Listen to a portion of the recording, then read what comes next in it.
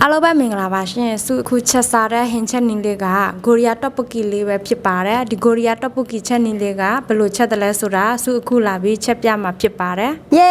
အော်စလာဆိုင်အားလုံးပဲမင်္ဂလာပါရှင်စวัสดีค่ะစုဒီနေ့ပေါ့နော်ဂိုရီယာတော့ပကီလုံနေလေးကိုလာပြီးချက်ပြမှာဖြစ်ပါတယ်ဒီဂိုရီယာတော့ပကီကဘယ်လိုမျိုးချက်ရတယ်လဲဘာတွေပါဝင်တယ်လဲဆိုရင်စုတို့အခုပြောပြပြီးတော့ချက်မှာဖြစ်ပါတယ်ပထမဆုံးမှာကြတော့စုတို့အရင်ပြောပြမှာဖြစ်ပါတယ်โอเคစုနဲ့တူလက်ကြည့်ကြပါနော်ဟုတ်ကဲ့ပါပေါ့နော်စုတို့ပထမဦးဆုံးမှာပေါ့နော်ဒီမှာပေါ့နော်ဂိုရီယာတောက်လေးကိုပါမှာပေါ့နော်မြန်မာလိုမျိုးဆိုရင်ထမင်းကြိုက်လားဆန်ကြိုက်လားအဲ့ဒါလေးတွေဒီအချောင်းလေးတွေပါမှာဖြစ်ပါတယ်ပြီးလို့ဆိုလို့ဆိုရင်ဒီမှာအလားစင်ဖို့အတွက်ကြက်ဥပါမှာဖြစ်ပါတယ်ပြီးလို့ဆိုရင်ဒီမှာကျတော့အိုမွန်ပေါ့နော်ဂိုရီယာလိုမျိုးဆိုရင်သူ့နာမည်အိုမွန်မြန်မာလိုမျိုးဆိုရင်ငါကြိုက်ဟုတ်တယ်နော်အဲ့ဒါလေးပါမယ်ပြီးလို့ဆိုရင်ကော်ဖီထုတ်ကြက်သွန်မြိတ်ကြက်သွန်နင်းကြက်သွန်ဖြူအဲ့ဒါလေးတွေကိုပါဝင်မှာဖြစ်ပါတယ်ပေါ့နော်ပထမဦးဆုံးပေါ့နော်ဟုတ်ကဲ့ပါပေါ့နော်ခုနကတော့ပထမဦးဆုံးပါဝင်တာလေးတွေအရင်ပြောပြပြီးသွားပြီဆိုတော့စုတို့အခုပါဝင်တဲ့အနှစ်အရသာလေးတွေကိုပြောပြမှာဖြစ်ပါတယ်ပထမဦးဆုံးမှာကြတော့ဒီမှာပေါ့နော်ခချူးချန်လေးပါမှာဖြစ်ပါတယ်ဂိုရီယာငရုတ်ဒီအနှစ်ပေါ့နော်အဲ့ဒါပါမယ်ပြီးလို့ဆိုရင်မှာပြောင်းဘူးအချိုရည်လေးနဲ့ဂိုရီယာအချိုရည်တစ်မျိုးပေါ့နော်ပြီးလို့ဆိုရင်ဒီမှာကြတော့ဂိုရီယာရဲ့ပဲငံပြရည်ပ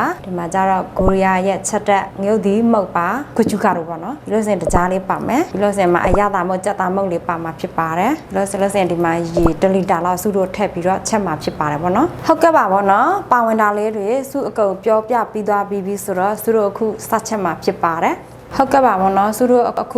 ုရေလေးကိုထပ်ပြီးတော့စုတို့အခုပေါ့နော်မီးလေးမဖွင့်ဘဲနဲ့ဒီအိုးထဲမှာပေါ့နော်ရေလေးထပ်မယ်စုရေတောက်တာ1လီတာလောက်ပေါ့နော်ဖြစ်လို့လဲဆိုတော့စုလောက်တဲ့တောက်ကကီလိုဝက်လောက်တာဖြစ်တဲ့အတွက်ကြောင့်ပေါ့နော်အဲ့အတွက်ကြောင့်စုရေ1လီတာလောက်တောက်တာဖြစ်ပါတယ်။နှစ်ဘူးပေါ့နော်ဒီဘူးသေးနှစ်ဘူးဆိုတော့1လီတာပေါ့နော်။အဲ့လေးတောက်တာဖြစ်ပါတယ်။ပြီးလို့ဆိုလို့ဆိုရင်စုတို့ဒီမှာပါဝင်တဲ့အရသာလေးတွေကိုထပ်မှာပေါ့နော်။ဒီမှာပေါ့နော်အရသာလေးကဒီမှာစုဒီဂိုရီယာငရုတ်ဒီမုတ်ပေါ့နော်ငရုတ်ဒီမုတ်ဒီအမုတ်လေးကကင်ချီလောက်တဲ့ငရုတ်ဒီမုတ်မဟုတ်ဘူးနော်သူကဟင်းချက်တဲ့ငရုတ်ဒီမုတ်လေးပါအဲ့ဒါလေးကိုထမင်းစားစွန်းတစ်စွန်းနဲ့တစ်ဝက်ထပ်တာဖြစ်ပါတယ်လို့ဆိုလို့ဆိုရင်ဒီမှာကြတော့တကြားပေါ့နော်တကြားကြတော့ထမင်းစားစွန်းတစ်ဝက်လောက်ပဲထပ်တာပေါ့နော်ဒီမှာကြတော့အရသာကြက်သားမုတ်လေးပေါ့နော်အဲ့ဒါကြတော့စုထမင်းစားစွန်းတစ်စွန်းလောက်ထပ်မှာပေါ့နော်အမှထမင်းစားစွန်းတစ်စွန်းလောက်ထပ်တယ်ပြီးလို့ဆိုလို့ဆိုရင်စုတို့ဒီမှာခုကျူးကြလေးကဂိုရီယာငရုတ်ဒီအနှစ်အရသာမုတ်ပေါ့နော်အနှစ်အရသာမုတ်ပဲဖြစ်ပါတယ်အဲ့ဒါလေးကြတော့စုထမင်းစားစွန်းတစ်စွန်းလောက်ထပ်မယ်နော်အမှနှစ်စွန်းလောက်ထပ်မယ်ပြီးလို့ဆိုရင်ဒီလိုမျိုးလေးနဲ့ဖြော့ပေးပေါ့နော်တကယ်လို့ကိုကဒီဂိုရီယာတက်ပုကီချက်နင်းထမှာကိုကစက်သားမုတ်မထက်ချင်ပဲနဲ့ကိုကြိုက်တဲ့အချိုမုတ်ရတာလေးလည်းရတာပဲပေါ့နော်ထချီမရှိလို့ဆိုရင်နဲ့ထက်လည်းရတာပဲပေါ့နော်ဂိုရီယာရဲ့ထချီမဆုပ်စုမှကြတော့မရှိတာဖြစ်တဲ့အတွက်ကြောင့်စက်သားမုတ်လေးကိုပဲအရသာစက်သားမုတ်လေးကိုပဲထက်တာဖြစ်ပါတယ်ဒီလိုဆိုလို့ဆိုရင်ဒီမှာဂိုရီယာရဲ့ပြောင်းဖူးနဲ့လောက်ထားတဲ့အချိုရည်တစ်မျိုးပေါ့နော်အားလေးကိုစုတစုံထက်မှာဖြစ်ပါတယ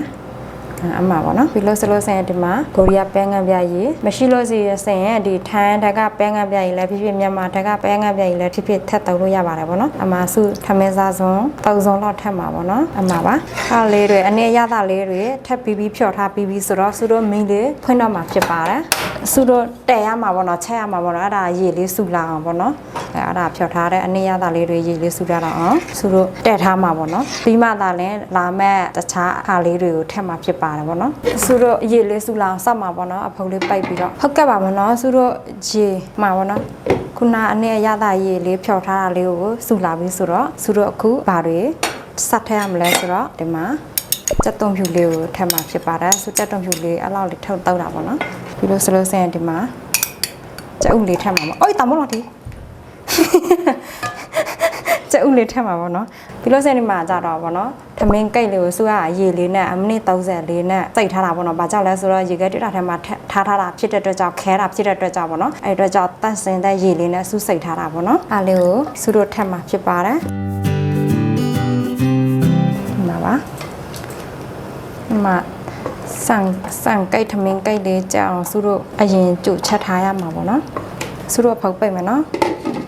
ဟုတ်ကဲ့ပါပေါ့နော်စုတို့တက်ထားတဲ့ဒီတောက်နဲ့ကြက်ဥလေးပေါ့နော်သူရဲ့ဟင်းကြီးလေးစုလာပြီဆိုတော့စုတို့အဖုတ်ဖွင့်မှာပေါ့နော်လို့ဆိုရင်စုတို့မွေရမှာပေါ့နော်တကယ်လို့မမွေလို့ဆိုရင်ဒီတောက်ကလေးက open လေးကိုကတ်မှာပေါ့နော်အဲတကြားမွေပေးပါโอเคအဲ့ဒါလေးပြီးသွားပြီဆိုတော့စုတို့အိုမွန်ငါကိတ်လေးကိုထပ်မယ်အစုတောက်တဲ့အိုမွန်ငါကိတ်လေးက4ခုပေါ့နော်မရှိလို့ဆိုရင်2ခုတောက်လဲရတာပဲပေါ့နော်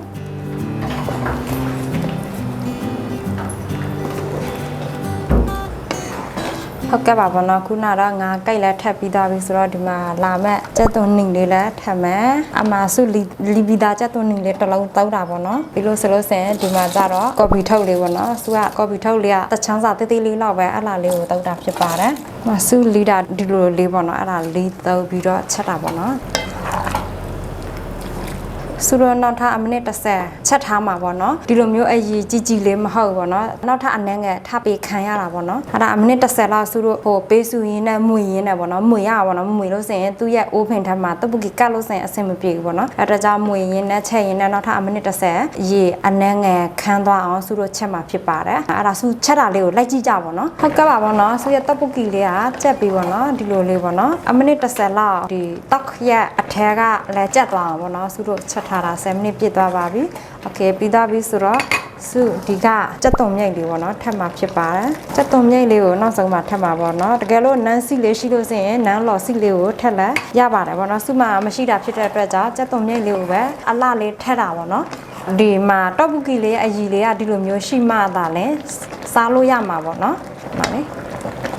ခက်ခောက်နေတာပေါ့နော်အဲ့လိုမျိုးလေးရှိမှသာလဲစားလို့ရမှာဖြစ်ပါတယ်โอเคပြီးသွားပြီဆိုတော့စုတို့မင်းလေးပိတ်လို့ရပါပြီရှင်ဟုတ်ကဲ့ပါဘောနော်ဒီမှာဘောနော်စုချက်ထားတဲ့တပ်ပူကီအိုးလေးဘောနော်အမှပကံထဲမှာမထတော့မနဲ့စုဒီအိုးထဲကနေအချောင်းလောက်သူရရတာဘယ်လောက်ထိရှိတယ်လဲဘယ်လောက်ထိကောင်းတယ်လဲဘယ်လိုမျိုးအရသာရှိလဲဆိုတာမြင်စားကြည့်ပြီးတော့စုပြောပြသွားမယ်နော်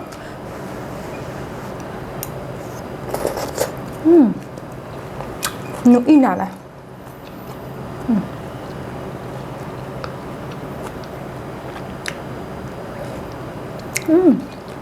အယိုလေးအရေးလေးကောင်းနေအောင်ဒီမှာအုံမို့ငါကိတ်လေးပေါ့နော်